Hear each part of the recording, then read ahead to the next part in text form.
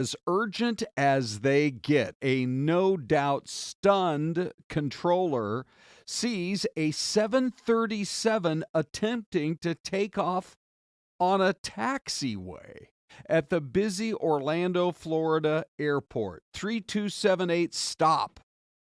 3278, stop. Stop, Southwest 3278, stop. I mean, the directions from the control tower could not have been more clear. And then he continues, cancel takeoff clearance. Then he explains to that pilot of that Southwest flight, hey, you're not on the runway. You're on a taxiway. Just an incredible story. Good morning, everybody. I'm Ron Hoon. This is Fox 10 Talk. Syleste Rodriguez is going to join in here in about another minute or so. And I have no idea what happened to our chat. Yeah. Okay, but we'll get that figured out. I think somebody bumped the laptop or something. I better go back to the rest of the story here. So the plane lurches to a stop. The pilot gets on the radio.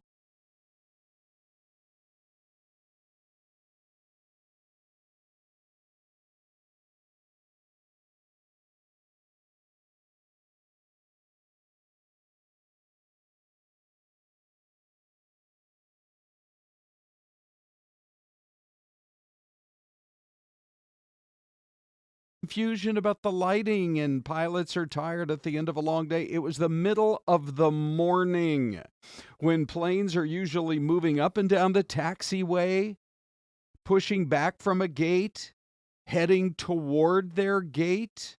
I mean, it was a situation that was just fraught with the potential for disaster. If you're thinking you're going to be, you don't know, but in reality, can you imagine trying to take off on a taxiway with all the aircraft moving about, pushing back, heading into a gate? Just incredible. Anyway, from what we've heard, the FAA is, of course, investigating. It was Southwest Airlines Flight 3278, which, by the way, was scheduled to depart Orlando on a nonstop to Albany, New York. And again, it was the middle of the morning one day last week. So let's see what I can quote to you here. An air traffic controller at Orlando International canceled the takeoff clearance for the Southwest flight. This is after the aircraft began its takeoff roll on the taxiway. So they do point out that I believe this is a statement that the FAA delivered to Fox News Digital. The taxiway runs parallel to the runway. I mean, we all know that, any of us who have flown, but you got to be able to know the thing about the taxiways. Generally, you've got planes that are moving about constantly. Maybe they're lining up. I mean, we get these statements, sometimes from the airlines saying things like, matter of fact, I've got one here. Nothing is more important, according to a statement from the company to Southwest, than the safety of our customers and employees. I think that's pretty traditionally what the statements say after something like this happens. But instead, I think what we really need is more of a explanation of what happened. So Syleste joins this morning, and of course, we're all happy about that. Come on in, Syleste. Hi, Ron. Yeah. Hi, Oh, good morning. look at that. We're expanding our space right over here. Oh, yeah, behind you. Yes, sure. But so we were just talking about this Southwest flight where the pilot tried to take off on the taxiway. Yeah. So anyway, later on the FAA said the guy should have used runway 17R. I don't know, not being a pilot, exactly what that means, but it's an embarrassing situation, and it leads to our poll question. I'm going to let you plug right in, Syleste, and we'll see what folks are saying when it comes to today's poll question. And, let's go right to it. All right, let's do it. Fact. Here we go. 169 votes. And the poll question is, what is your biggest frustration? What bugs you the most about the airlines nowadays? This kind of surprises me a little bit because flight delays are so common.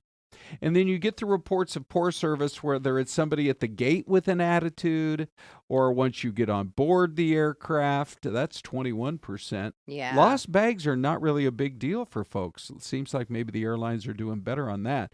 But the way the airlines just try to, in some cases, run it as cheaply as they can and cram you into the seats, no leg room.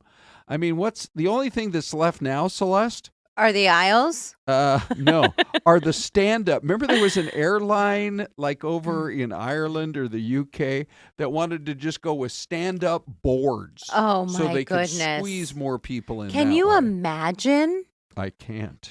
Let's say you're flying overseas. Right. Oh my goodness. Yeah. No, that would be a long one, right? No, you're like, oh well, you would master the art of sleeping standing up. Yeah, you would. Celeste, how are you doing?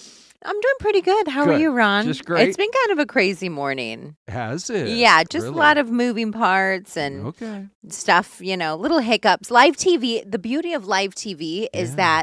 that we get to have fun. Yeah. Right? Like this And whole you thing. wing it. This is unscripted and we're winging it and We're we love totally it, winging right? it. You're one of my best buds. Yeah. And then the other side of it is that Celeste just called me one of her best buds. Ron knows this. Everybody in the chat box can love that. A lot Ron of knows folks in the this. chat box this morning. I will by the way. periodically send Ron like a text, like once in a while, like in my this one is not the correct one. Do we have Oh, We're yeah, missing I got one. another one. Here. Okay, grab me This- the other this one. just shows you exactly what's going This is live TV, on. live Oh, podcasting. no, now Oh, I is this flopped it? down. Oh, I got it. Okay, this Okay. is it. All right, here we go. I'll periodically send Ron like a text here or there. I'm like, Ron, you're the best. Ron, Yes, you're. correct. I appreciate you. We do I communicate walked with each actually other. into the newsroom last week and I looked at, I think it was Friday after the show, after the podcast after the stream. Okay. And I looked at you and I looked at Ty and I said, gentlemen, I appreciate you both. And Ron goes, what do you want? Ron's like, Hey, let's get on to. Oh no! By the way, okay, we're gonna let Celeste look at the comments. What are you seeing? do you want me? I'll run through some of the comments on the poll. And by the Yeah. way, thank you all for sharing. And good morning to everyone. I've been chatting with you on the chat box. Okay, so Tangled Charlotte says, I'm 5'1", 109 pounds. God bless you. Okay. So the seats are designed for me. Flight delays are her number one issue, she said, which I totally understand that. Which, by the way, Go ahead, I Ron. did see in one poll, it's as much about the communication. Yes. Generally, some flights, the pilots are really good about it. Mm-hmm. Like, hey, we can't push back right now. It's going to be another 20 minutes because we got to finish some paperwork. Yeah. And it'll be 20 minutes. And then you're like, okay, well, I kind of get it. Sometimes they don't communicate. Or if they're waiting for the crew to come, Yeah. just tell everybody waiting, hey, we have another crew coming. They landed. Correct. They have to rest this many hours. Right. According to law, Yeah. or once we were on the tarmac last summer and it was, I think the underbelly of the plane here in Phoenix, it gets maybe, it's so yeah. hot here in the summer. Right. Remember I told you remember this? you told us The that. underbelly, I think, was like 150 or 200 degrees underneath.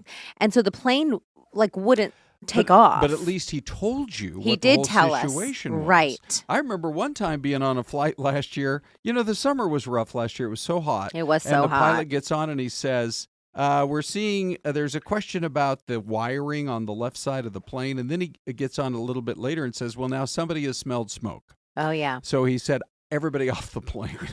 I'm like, And then you're like, oh no, as much Right. time as it takes us to put everything away before, right. now you have to Yeah. pull it all out. So. Okay. Well, maybe one or two more comments, Celeste. Anything else that looks kind of interesting there? Let's go ahead and share this one.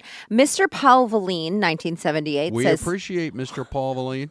yes, we do. Yes, we do. 1995, Southwest plane from Vegas to Phoenix, circled Vegas due to wing problems, went to land, and the plane boosted back into the air. Something about landing gear.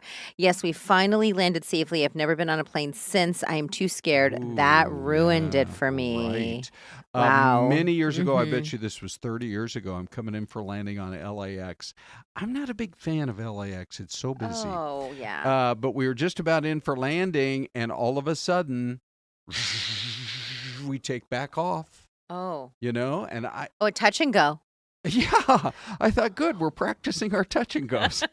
I don't So even what know. was the issue? I don't think the pilot explained in that one. He said, we're just going to go around and try to land again, but it could have been a runway incursion. Those kind of things happen. And they just don't want to let you know. They don't want to freak everybody out. And then there's one other story that's out there we're talking about where there was a passenger on a United flight. He's mad because the pilot forcibly removed him from the bathroom during an episode of constipation, Celeste. What? Yeah, so it was a flight from Tulum, Mexico to Houston, and Yisroel Lieb of New Jersey has now filed a suit against the airline and Department of Homeland Security, whose officers took him away in handcuffs. So who had the issue? Here's the question. Mr. Lieb, Yisroel Lieb, So here's my question, Yes, Celeste. yes. How long on the being on the pot is reasonable? Run. On an airplane or at your own home? Oh, there should be no limits at home. If you're on an airplane, and especially, if people are, people are probably in line by now. What's the max? I'm asking. Here, max has got to be 5 minutes. Well, this guy was in there for 20. Wow. And the flight attendants went to his seatmate Mm-hmm. and said, "Hey, pal, you want to check on your buddy?" And the buddy, again, this Mr. Lieb of New Jersey, said, "I'll be out soon." And the pilot eventually, 10 minutes later, he still's not out. Now it's 30 minutes. Oh, There's no. only so many, toilets. Here's the thing. He's leaving Tulum, Mexico. I think the question now is, where did he eat? Yeah, but see, that would be the opposite of constipation. I'm just spelling out the way it is. Or maybe he just ate tortillas. He was too scared to drink the water and too scared to eat the fruit. Well, the guy was mad because he said the pilot broke the lock, yanked him out of there, and exposed his private parts because he still had his pants down around his ankles. Oh, my goodness. So I don't know about that. This is on a United flight. it was on a United flight. But people have to keep one thing in mind. The pilot is in charge of everything on that aircraft. I once knew a pilot who lived in my neighborhood who had a passenger, and it was an international flight, I think to South America. And they had a passenger. He would not come out of the bathroom. And so they landed anyway, and the pilot went back there and, had it out with this guy. He's like, I got a whole plane full of people. They want to land, and you're not complying with the orders. So anyway, the pilot is 100% in charge, and people need to remember that. Okay, Celeste, can you believe it? It's already Mystery Cam time, and we have a super cool camera for you guys this morning. It's very cloudy. I try to pop it up in enough time before that beautiful music rolls in here, so you get a little bit of an idea of what we're looking at. Give us your guesses in the chat box. We're back in 2 minutes.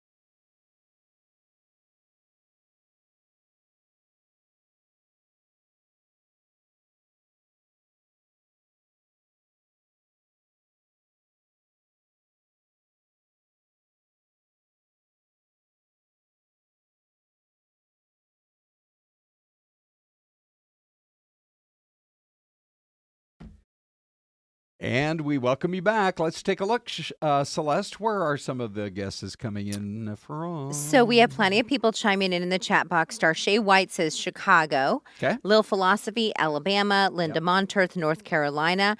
Macy Cuomo, if you're new, welcome. Hi, Macy. Yeah, she says Chicago. Okay. We've got North Carolina from Sherry Wolf, Missouri from Bean Miguel. Leo Mack says it's Winston-Salem, North Carolina. Ooh. We also Leo have a Mack, man, he knows these towns. Yeah. So we also have a Texas from RLS Vid. So thank you all for sharing your thoughts with us on this. And Jack is hanging out with us today. Columbus, Ohio is Jack Lambert's guest. We appreciate you, Jack.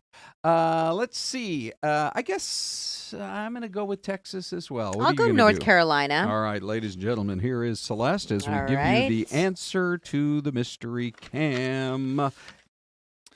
Oh. What do you got, Ron? Celeste? What? Look at, I think it was B. Miguel said Winston. I thought it was Leo Mack. Or Leo Mack. Yeah. But it was Leo Mack, 323 Jr., Winston-Salem, North Carolina. Okay. Man, he knows his cities. Yes, that's he for does. Sure.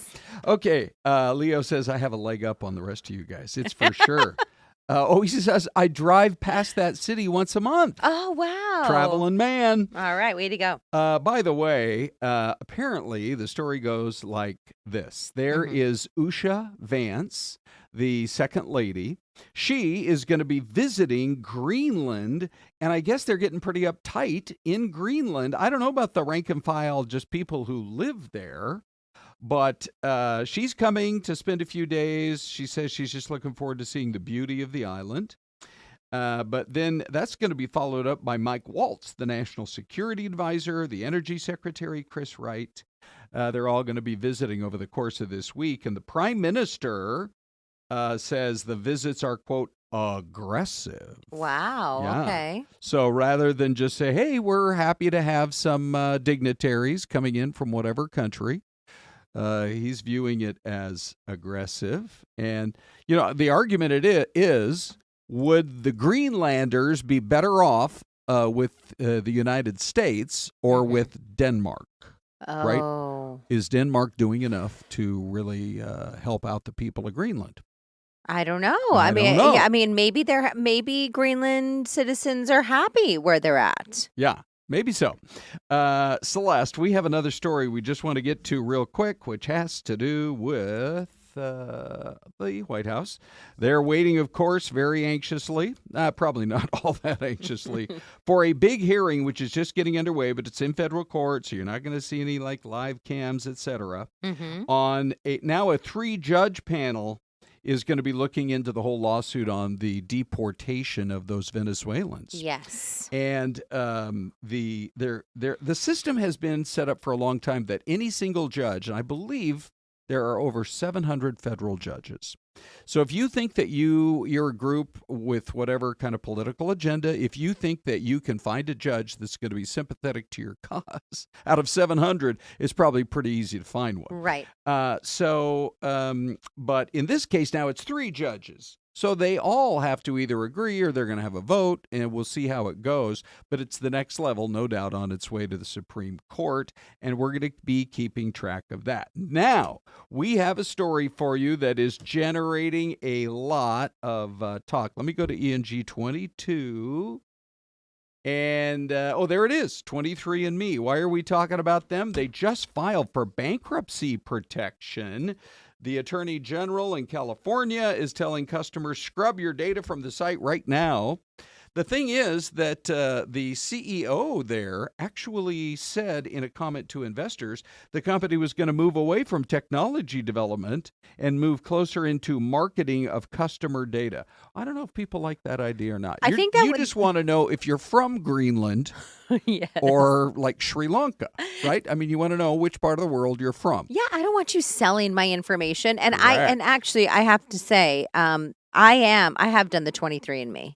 Okay. And I'm trying to log on right now just to kind of dig into some more details, and it's locking up. Oh, is it? I have a feeling folks right now are hitting this site and they're scrubbing their data because they don't want, who wants their information sold? So we thought it would be helpful to you guys here watching the stream that if we could get a cybersecurity expert. And so joining us now is Professor Hassan, Rakabul Hassan from Arizona State, who I think maybe can give us some pretty good perspective. Professor, thanks for giving us a minute or two of your time.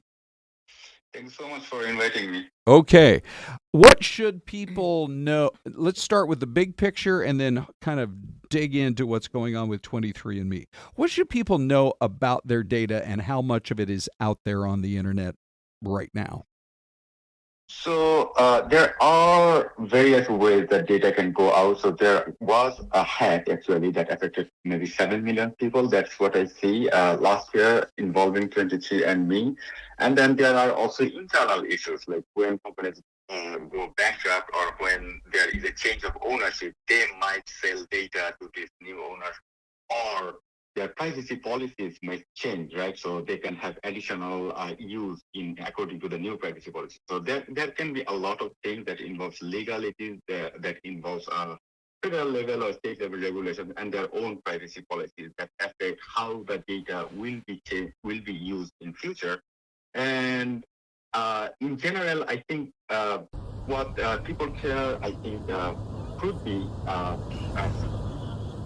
is how the data could be used by third parties, it might be insurance companies, like if things can be predicted based on the gender.